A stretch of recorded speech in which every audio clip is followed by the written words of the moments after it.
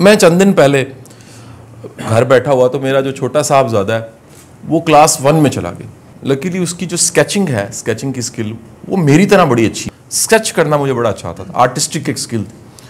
तो वो कुछ स्केच करके बना रहा था और उस स्केच को मैं अगर ड्रॉ करूं समझाने के लिए तो वो एक इस तरह का स्केच था जिसमें घर था और उस घर के कह लीजिए यहाँ कोई दरवाज़ा था, यहाँ कोई खिड़की थी और इस तरफ करके एक ऐसे करके सड़क सी जा रही थी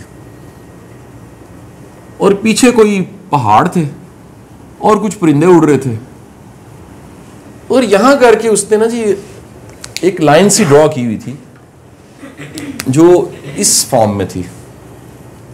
तो मैंने उसे कहा कि ये क्या है, ब्लू कलर की। उसने कहा पापा ये पानी है, पीछे झील है, इस घर के उस तरफ दरख्तों के पीछे पहाड़, ये घर है, ये उसकी सड़क है और ये क्या है, ये एक झील और पानी है। तो मैंने फौरी तौर पे उसे कहा कि तुमने इसको इस तरह क्यों नहीं बनाया, ये तो सीधा होना चाहिए था। उसने कहा पापा पानी जो होता है वो इसी तरह ही होता है, वेव होती है। तो फौरन मुझे ख्याल आया कि ये जो लाइफ है जिसको हम सारे कहते हैं बिल्कुल सीधी हो जाए, तो लाइफ जब सीधी हो जाती है तो फौरी तौर पे कहते हैं यार मरीज मर गया। जो जिंदा है उसका साइन ये है कि उसमें एक वेव है और इस वेव को अगर आप देखें तो फिजिक्स के स्टूडेंट जानते हैं कि इसको हम साइनोसाइडल कहते हैं।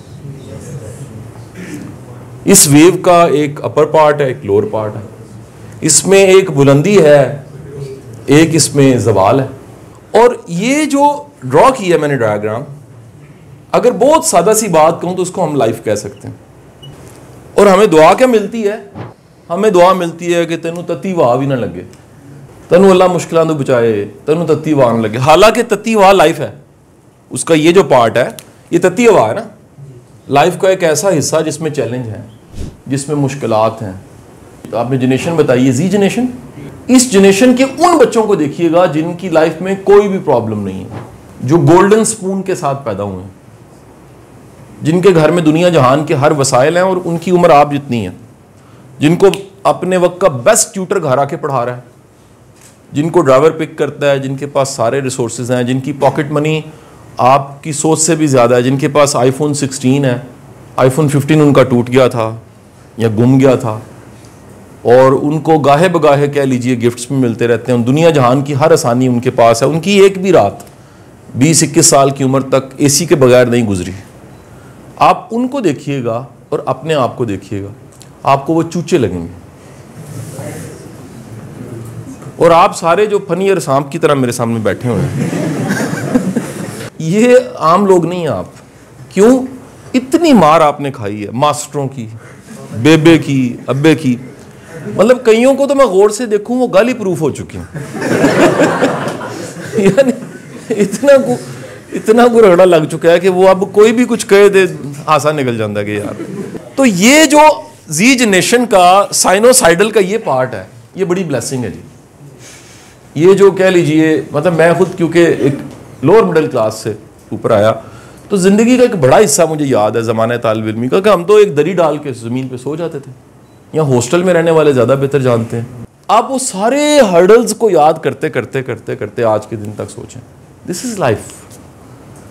मेहरबानी फरमा के ये जो आपका लाइफ का वो पार्ट है जिसमें चैलेंज है, वो याद रखिएगा, वो ब्लेसिंग की शक्ल है। वो आपके नर्व्स को मजबूत करते हैं, वो आपकी कैपेसिटी बिल्डिंग करते हैं। वो कैपेसिटी बिल्डिंग सिर्फ क्लासरूम में नहीं होती, मुमकिन नहीं सिर्फ किताब आपकी कैपेसिटी बिल्डिंग कर सके, बल्कि जिंदगी के तमाम चैलेंज भी आपकी कैपेसिटी बिल्डिंग कर रहे होते हैं। सो इस साइनोसाइडल का ये जो पार्ट है, जो मैंने कहा बहता पानी, आपको पता है जहां बहता पानी नहीं ना उसे छप्पड़ कहते हैं, मेंढक होते हैं उसमें गंदबलाई होता है, बदबू आती। बहता पानी उसकी खूबसूरती है और यही लाइफ है। सो इस जिंदगी में ये जो साइनोसाइडल का ये वाला पार्ट है, ये वाला पार्ट है, इसे कबूल कीजिए। हम सब के सब, मैं नहीं कहता गले जाके लगा लें, खंबे पे चढ़े 11,000 वॉट, सर ने क्या जी मुश्किल थे हथ ला के देखना है, नहीं ठीक है। ये ट्रक आ रहा है जी, सर ने क्या जी साइनोसाइडल ए वाला पार्ट है, मार मैनू नहीं मैं ये बताना चाह रहा हूं कि वो मुश्किलात जो आई पड़ी हैं इस वक्त, गौर कीजिए उसमें आपके लिए क्या मैसेज है। गौर कीजिए उसमें आपके लिए क्या ऐसा है जो आप अभी तक डिकोड नहीं कर पाए, आप समझ नहीं पाए। ये कंफर्म बता दूं, अभी तक का दुनिया का जितना विजडम, दुनिया की जितनी दानिश है इस मौजू पे, चैलेंज के मौजू पे, मुश्किलात के मौजू पे, हर्डल्स ऑब्स्टेकल्स के मौजू पे जितनी दानिश है, उसे अगर बिल्कुल इकट्ठा करके कैप्सूल बनाया जाए, उसका एसेंस निकाला जाए, तो एक निकलता है कि मुश्किल में कोई ना कोई आसानी छुपी होती है। कुरान पाक की आयत भी मुश्किल के साथ आसानी, उसमें कोई ना कोई ऐसा मैसेज है, कोई ऐसा सबक है जो अम्मी नहीं सिखा सकी, कोई ऐसा सबक है जो अब्बू नहीं सिखा सके, कोई ऐसा सबक है जो स्कूल की उस्तानी नहीं सिखा सकी, कोई ऐसा सबक है जो टीचर्स नहीं पढ़ा, कोई ऐसा सबक है जो किताब में नहीं मिला हमें, वो मिलना ही मुश्किल के साथ था। मुश्किल मिली, उसमें वो सबक था, हमने अगर उसको ना समझा और फिर आगे बढ़ गए, एक और मुश्किल आ जाएगी। ये जो मैसेज है कि मोमिन, सरकार दो आलम सल्लल्लाहु अलैहि वसल्लम की हदीस से मुबारक कि मोमिन एक सुराख से 2 बार नहीं डसा जाता, इसका जरा मफहूम, इस पे गौर कीजिए। वो पहले चैलेंज, जब चैलेंज आता है उससे सीख लेता, जिस चैलेंज से आप सीख लेते हैं ना, वो चैलेंज नहीं रहता। जिस प्रॉब्लम को सॉल्व कर लें फिर वो प्रॉब्लम नहीं होती। मेरी आपसे गुजारिश है, इस वक्त में आप ये सुनने वाले, आपकी जिंदगी में जो भी चैलेंज है, जो भी चैलेंज है, उसको जैसे वो आप कार्ड स्क्रैच करते हैं ना, उसे लोड करने से पहले स्क्रैच करते हैं, आप उस मुश्किल को जरा स्क्रैच करके देखें, झाड़ें, फूंक मारें, उसमें एक मैसेज होगा, वो गौर करें क्या है। सच्चे होके, अपने साथ मुखलिस होके, सिंसियर होके जरा पढ़ें उस मैसेज में क्या लिखा हुआ। कोई ना कोई ऐसा सबक जरूर होगा।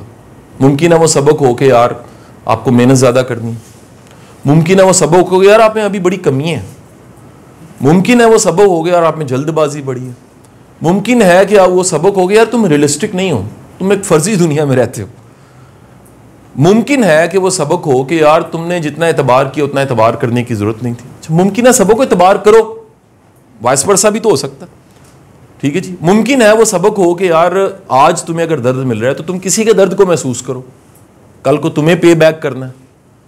मुमकिन है वो सबक हो, जब मैं ज़माने तालिब इल्मी में था तो मेरे बड़े एज ए स्टूडेंट लाइफ बड़े चैलेंज थे, इसमें बड़ी वीडियोज़ में बातें कर चुका हूँ। तो एक बड़ा चैलेंज ये था, गाइडेंस नहीं थी, गाइडेंस थी। आपका भी दौर अगर गौर कीजिए, एक्चुअल में ज़रा गौर कीजिए, क्या गाइडेंस है? बिग चैलेंज, 12 करोड़ यूथ और आपका मुल्क 24 करोड़ का मुल्क, 12 आधी तो यूथ है, और मुल्क के पास जो मिसाइल्स हैं वो गाइडेड है, लेकिन मुल्क की यूथ गाइडेड नहीं है। ये जो जितने आपको चैलेंज पॉलिटिकल भी नजर आ रहे हैं ना, मैं आपको अगर सच बताऊं इसके पीछे एक वजह क्या है, वो गाइडेंस की कमी है। गाइडेड बंदा तो सवाल ही पैदा नहीं होता। गाइडेड का मतलब क्या? अपनी मंजिल को सामने रख के चलते चले जाना। मंजिल मूव होती है, आपका आपकी डायरेक्शन भी मूव होती है, आप कहते नहीं यार मेरी मंजिल, मैंने वहां पहुंचना है हर सूरत। तो गाइडेंस नहीं थी, वो जो नहीं थी वो मेरा जिंदगी का एम बन गया कि यार अगर मैं सीखूं, मैं लर्न करूं तो मैं गाइड करूंगा, मैं पे बैक करूंगा। तो मेरी आपसे गुजारिश है कि आप अपने उस ग्रे पार्ट को, अपने चैलेंज वाले हिस्से को स्क्रैच करके डिफाइन कीजिए कि इसमें आपके लिए लाइफ के मीनिंग क्या है, मीनिंग ऑफ लाइफ आपके लिए क्या है। मैं दावे से आपको कहता हूं कि आप एक तहज्जुद लगा के देख लें इसके लिए, दावे से कहता हूं 2 नफल पढ़ के देख लें इसके लिए, दावे से कहता हूं एक इखलास के साथ दुआ मांग के देख लें कि या बारी ताला जो मेरा चैलेंज है उसमें मेरे लिए मैसेज क्या है, वाई मी।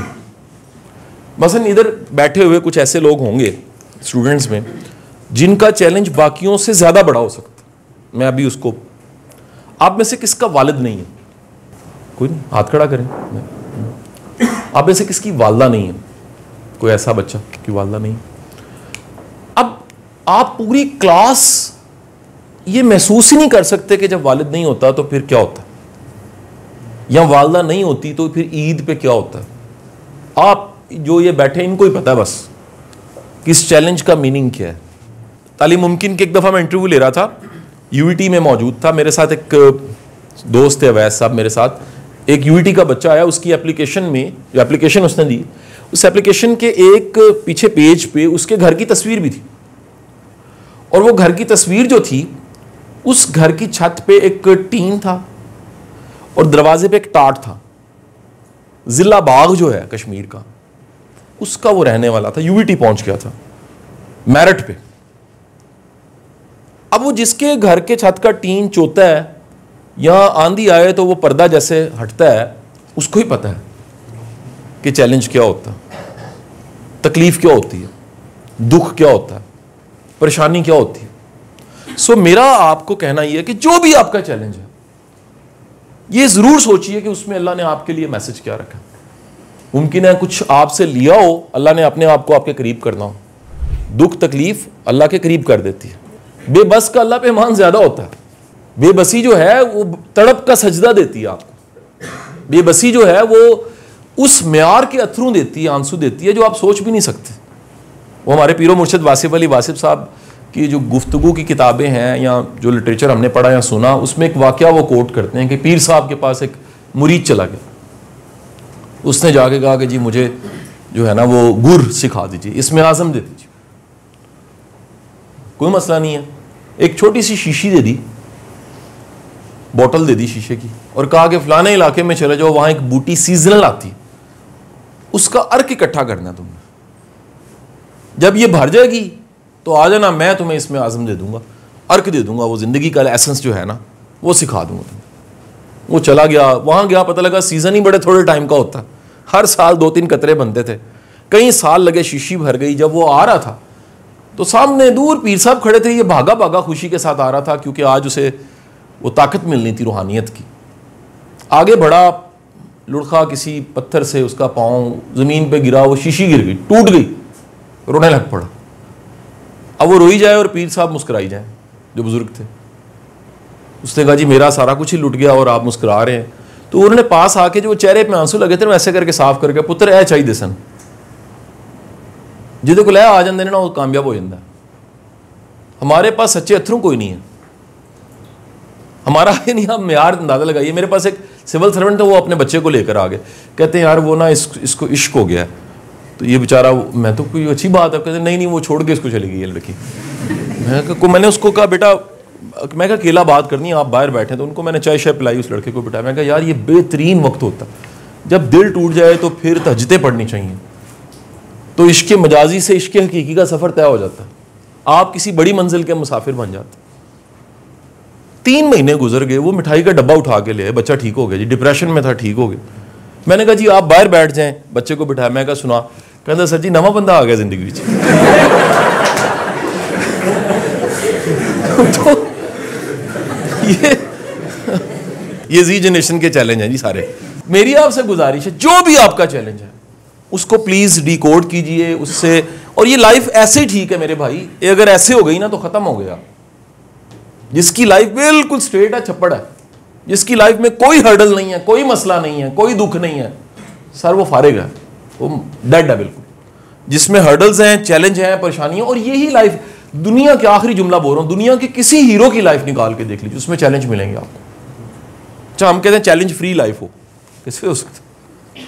जो अल्लाह के मुकर्रब है, नबी रसूल पैगंबर, उनकी लाइफ के चैलेंज आके देख लीजिए, बलियों के निकाल लीजिए, बड़े हीरोज के निकाल लीजिए, तो वो चैलेंज जो है वो क्या करते हैं, वो और बड़ा कर देते हैं उनको, वो और ज्यादा उनमें स्ट्रेंथ पैदा करते हैं, और ज्यादा वो मसल्स जो एक्टिव ही नहीं हुए होते वो और एक्टिव हो जाते हैं। तो अल्लाह आपको आसानियाँ दे दी। ये छोटा सा आपके लिए एक मैसेज था और इसको ज़रा गौर कीजिएगा, ठीक है जी।